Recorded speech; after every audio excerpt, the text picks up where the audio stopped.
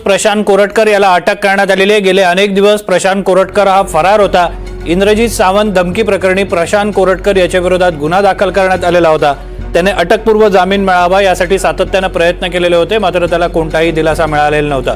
तो दुबईला पळाला किंवा अन्य ठिकाणी जाऊन लपून बसलाय अशी माहिती येत होती, मात्र ही माहिती आतापर्यंत खोटी निघालेली आहे। तेलंगणामधनं त्याला अटक करण्यात आल्याचं कळतंय।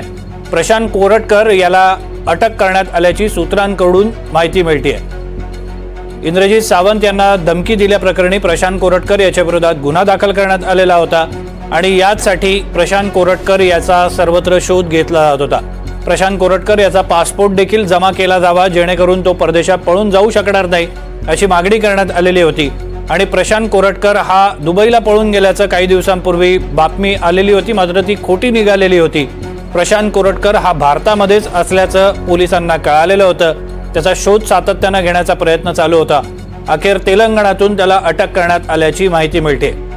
इतिहासकार इंद्रजीत सावंत यांना धमकी दिल्याप्रकरणी त्याला अटक करण्यात आलेली आहे। त्याच्या विरोधात गुन्हा दाखल करण्यात आलेला होता आणि विरोधकांनी सातत्याने हा मुद्दा लावून धरलेला होता की राहुल सोलापूरकर, प्रशांत कोरटकर यांच्या विरोधात कारवाई का केली जात नाही। अखेर प्रशांत कोरटकर याला अटक करण्यात आलेली आहे।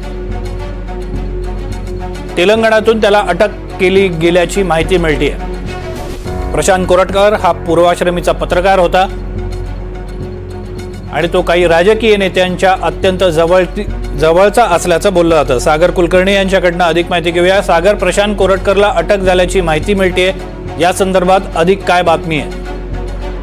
प्रशांत कोरटकर यांच्या विधानानंतरनं या सगळ्या राजकीय वेगवेगळे पडसाद उमटत होते।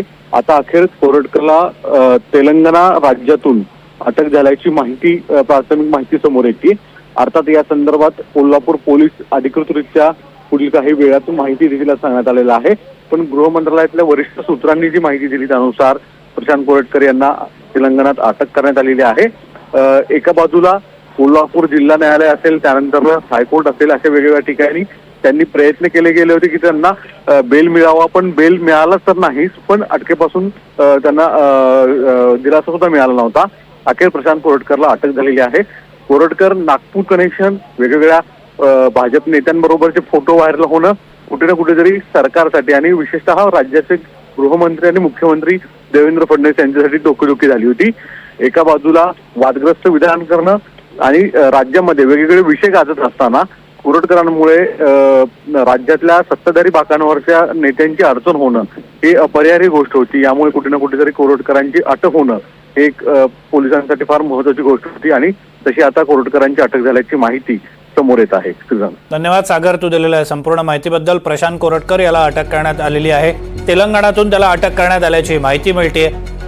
इतिहासकार, इतिहास तज्ञ इंद्रजीत सावंत यांना धमकी दिल्याप्रकरणी प्रशांत कोरटकर याच्या विरोधात गुन्हा दाखल करण्यात आलेला होता आणि त्याच प्रकरणी प्रशांत कोरटकर याला अटक करण्यात आल्याची माहिती मिळते। कोल्हापूर पोलीस थोड्याच वेळात या संदर्भातील अधिकृत माहिती माध्यमांना देतील।